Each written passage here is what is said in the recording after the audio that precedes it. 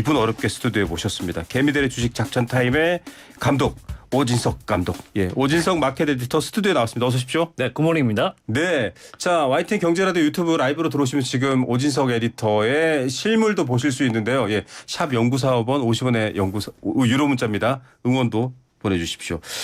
자, 요즘 뭐 주식은 계속 등락을 반복하고 여러 가지 악재도 있고 호재도 있고 얘기가 나오고 있음에도 불구하고 많은 분들이 9,000피 갔었던 거 맞아? 나 꿈꾼 거 아니야? 이래요. 어떻게 보십니까? 저도 약간 꿈꾸지 않았나 생각이 드는데 사실 그 자체가 신기루였다라고 생각하지는 않고 있습니다. 다만 9,000포인트를 만들어낸 게 이 시장 전체의 펀더먼털로 만들었던 것은 아닌 것 같다라는 것은 감안해야 되는데 일단 AI 기반의 실적은 있었어요. 반도체 수출 굉장히 많이 늘었고 삼성전자, SK 하이닉스 이익 전망도 굉장히 또 올랐습니다. 그래서 기업 실력과 이제 펀더먼털이 아주 없이 올라간 것은 아니었다. 근데 문제는 속도라든지 그다음에 뭐 상승의 폭 이런 거였는데 다들 아시겠지만 삼성과 이제 하이닉스의 시총이 코스피의 절반 넘습니다. 맞아요. 그런 상황이기 때문에 여기다가 단일 종목 레버리지가 겹치면서 상승률이 기업의 이익 증가 속도를 넘어섰다. 라는 측면에서 지금 추세 자체가 꺾이는 하락장이다 이렇게 전환이 됐다라기보다는 어느 정도 펀더먼털을 확인하는 그런 조정 장세가 이어진 것 같다라고 얘기가 나오고요. 뭐 주말에도 샌프란시스코에서 좋은 얘기 있었다고 하니까 이번 주 실력 발휘할 수 있지 않을까 생각해 봅니다. 예. 확 좋아져가지고요. 갑자기 그래 자 결혼해서 애는 셋은 낳고 이러는데 갑자기 속도 조절 좀 해야 될 것 같아. 그 정도는 아닌 것 같아야지 영원히 이별 이렇게 방향이 나빠지는 쪽은 아니다. 이렇게 좀 제가 비유를 해서 여러분들께 아침부터 전해드렸습니다.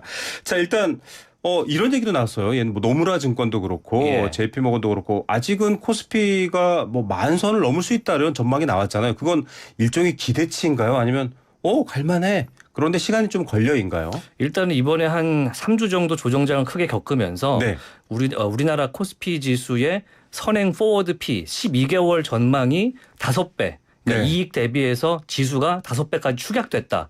원래는 한 7, 8배 이상 했거든요. 근데 그렇기 때문에 어느 정도 조정을 감수하고 가는 측면에서 폭발력을 가지면 하반기에 올라간다라는 측면이고요. 미주증권에서도 뭐 지금 10,000포인트 얘기를 다시 하고 있기 때문에 그런 측면 좀 보시면 좋을 것 같습니다. 다만 지난주 금요일부터 오늘까지 보셔야 될 게 충격이 계속 있다는 점이 좀 부담스럽긴 해요. 충격이요? 예, 금요일장에 미국에서 기술주가 또 빠졌죠. 그런 측면이 있고 자유현금 흐름 그러니까 FCF라고 부르는 게 상당히 빠진 측면에 우려가 있었는데 과연 우리 장에서 오늘 그걸 어떻게 좀 감당을 할지 좀 지켜보시면 좋겠고요. 국제유가 보셔야 될 것 같아요. 국제유가 북해산 브렌트유가 지금 $100를 다시 찍었기 때문에 주말 사이에 살짝 내려오긴 했습니다만 AI 현금 흐름에다가 금리, 유가 이런 거 겹치면 확실히 이제 우리나라 기술주 기반이기 때문에 부담 올 수 있다라는 생각이 들고 또 이제 현대기아차 실적이 있었기 때문에 충분히 금요일에는 흔들릴 여지가 있었다. 하지만 오늘은 역시 뒤에서 말씀드릴 샌프란시스코가 좀 막아줄 수 있겠다 이런 생각도 해봅니다. 맞습니다. 호재와 악재가 다 섞여 있는데 계속 사이드카가 발동되잖아요. 뭐 이제는 사람들이 놀라지도 않아요. 그렇죠. 이게 학습 효과거든요. 어떡합니까? 이게 이제 원달러 환율의 영향도 좀 있고 수급적인 영향도 있는 상태이기 때문에 요거를 좀 자세히 좀 보셔야 되지 않을까 생각이 되는데 다행인 것은 이 뉴욕 증시 주말 지나고 나서 제가 방금 전에 위켄드 나스닥이라는 지수 선물 지수를 보고 왔는데 0.8% 정도 올랐고요. S&P 500에 이제 무기한 선물을 보니까 0.4% 정도 오르고 있는 것을 확인했습니다. 아직 미국은 주말이잖아요. 그런 측면에서 오늘장도 조금 기대해 볼 만하지 않을까 생각이 되거든요. 자, 월스트리트저널이 비정상이다. 이거 SK하이닉스 ADR 괴리다. 이렇게 과열이다라고 얘기를 했잖아요. 이 부분도 좀 영향을 미칠까요? 일단 SK하이닉스 같은 경우는 본주 대비해서 지금 ADR이 너무 많이 올랐던 그런 측면이 있었기 때문에 그런데 이제 괴리율이라든지 그다음에 본주에서 ADR로 전환하는 비율 자체를 조정을 했죠. 이런 상황에서 이게 어느 정도 합치되는 것은 예전에 이제 TSMC의 사례에서 볼 수 있듯이 붙어주지 않을까라는 측면이고요. 다만 이 증권의 이제 전환 과정에서 나오는 정책적인 요소들이 있기 때문에 이 프리미엄 비율은 어느 정도 계속 가져가지 않을까라는 생각을 좀 가져봅니다.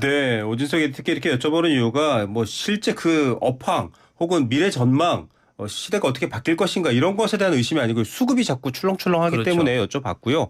자, 그럼에도 불구하고 미래 그런 밝을 수 있지 않을까라고 생각했던 게 샌프란시스코 AI 선언이에요. 예. 투자 규모도 그렇지만 어떻게 평가하고 계세요? 일단은 뭐 기사를 보시면은 네. MOU라는 단어가 상당히 많이 나오잖아요. 네. 근데 우리가 MOU 하면 기대감이 실망으로 바뀌는 경우가 대다수이긴 한데 네. 이번에는 상당히 호재로 구체적이었다라고 저는 보고 있습니다. 예. 단기적으로는 반도체가 반등할 수 있는 실마리를 준 그런 발표였고 예. 중장기적으로는 기업 실적, 특히 SK하이닉스, 삼성전자의 실적이 하반기에도 좋아질 거라는 것을 이제 뒷받침하는 예. 그런 숫자가 될 것 같은데 과거와 좀 다른 부분은 그냥 MOU가 아니고 예. 숫자와 기간 이게 명시된 조항이 담겼다는 거죠. 예. 네, 브로드컴과 삼성전자가 2천억 달러고요. SK그룹과 엔비디아 빅테크가 7,500억 달러니까 이런 상황에서 5년 차에 이제 이른바 LTA라고 하는 확정 선주문 건들을 MOU 형태로 가져간다 이렇게 보시면 될 것 같습니다.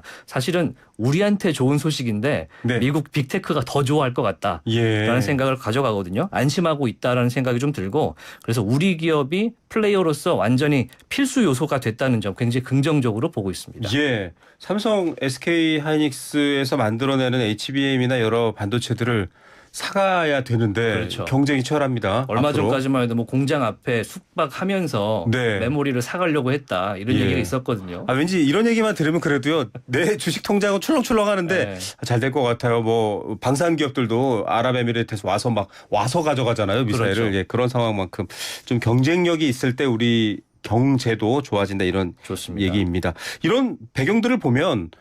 오늘부터 그럼 좀 분위기 좋아져야 될 텐데 당장 오늘의 증시를 좀 궁금해하시는 분들이 있는데 수급 보면 또 안심할 수도 없어요. 그러니까 지금 일단은 변동성이 있는 상태이기 때문에 어떻게 튈지 모르잖아요. 그런데 금요일 날에 미국의 반도체 필라델피아 하락 영향을 샌프란시스코 발표가 좀 막아주는 형태로 전개가 되지 않을까 생각이 되고요. 장 초반에 기술적 반등이 좀 가능성을 보고 있는데 워낙에 유가가 지금 고점 상태이기 때문에 그런 하방 요인도 분명히 있습니다. 다만 샌프란시스코의 모멘텀이 나왔기 때문에 초반만 잘 버티면 저가 매수세의 반등 가능성을 보겠고요. 또 이번 주에 대형 이벤트가 굉장히 많죠. SK하이닉스, 삼성전자 본실적 나오고 마이크로소프트, 메타, 아마존, 애플이 연속 실적이 나옵니다. 맞아요. FOMC 회의까지 있기 때문에 이런 측면에서 어느 정도는 관망 자세도 같이 가져가면 좋겠다라는 생각이 듭니다. 여러 변수가 동시에 지켜보고 있는데요. 그냥 내 신념만 믿고 가시는 게 아니라 좀 지켜보셔야 됩니다. 할 게 많습니다. FOMC도 사실은 금리를 올리게 되면 우리도 금리가 오르면서 충격이 조금 있었는데요. 그만큼 돈이 투자 쪽보다는 안전한 쪽으로 가게 되니까요. 일단은 미국의 금리 인상할 가능성 자체는 없지는 않습니다.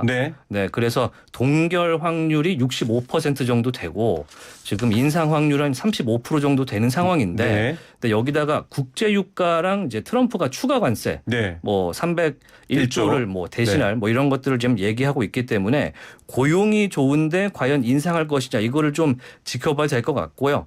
금리는 동결하되 예를 들어 기자회견에서 매파적인 발언을 케빈 워시가 할 가능성 이것을 좀 열어두시면 좋을 것 같습니다. 어찌됐든 실적, FOMC 회의, 샌프란 호재 해석 이런 거에 따라서 우리 증시가 충분히 움직일 가능성인데 이게 변동성이 일단 파장이 아직 크기 때문에 역시 주시하시면 좋을 것 같습니다.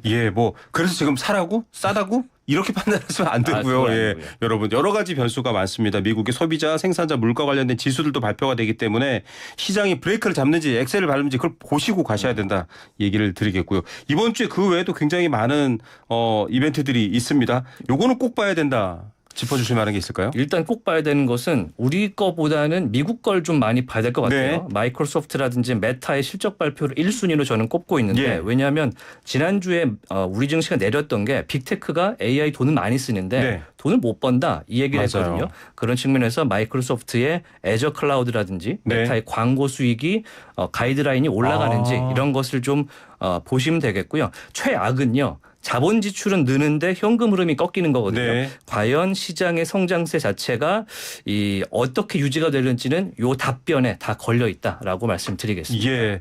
자, 여러분 뭐 잘 아시겠지만은 우리 반도체 더 살 거야, 데이터 센터 더 지을 거야는 호재였지만 근데 그래서 돈을 버는 거야라고 하니까 또 좀 꺾였었죠. 그거 보셔야 된다는 얘기고요.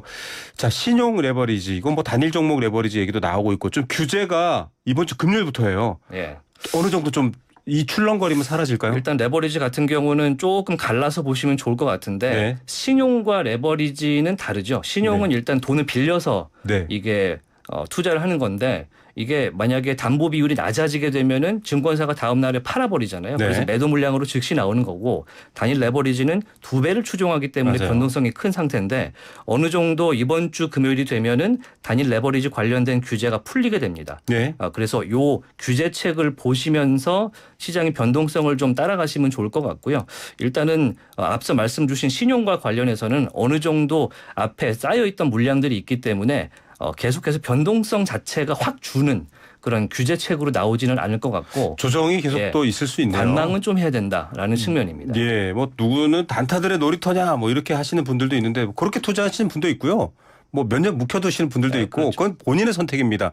어느 게 옳다는 없는데 다만 이런 변수들을 잘 고려하셔야 된다. 어렵죠 여러분. 하지만 걱정하지 마십시오. 맞습니다. 아니 우리 온생 에디터님께도 주변에서 가까운 지인들도 많이 얘기할 것 같아요. 그래요. 아니 팔아 사 막 이럴 거 아니에요. 엄청나게 지금 사요 말아요 팔아요 주식은 왜 이래요 네. 막 지금 질문하고 계시는데 그냥 제 대답은 숫자 네. 보고 생각하자라는 네. 겁니다. 패닉셀 나오는 자리일 뿐이지 네. 이게 우리나라에 문제가 있어서는 아니거든요. 그래서 맞습니다. 급등 급락이 오늘 나오더라도 추격하지 말고 주 후반에 이슈까지 보고 선택해도 늦지 않다. 이렇게 말씀드리겠습니다. 여러분 야구 아닙니다. 공 100개 걸러내셔도 돼요. 이거는 여러분 원하실 때까지 기다리십시오. 오늘도 좋은 말씀 감사합니다. 고맙습니다. 오진석 마켓 에디터였습니다.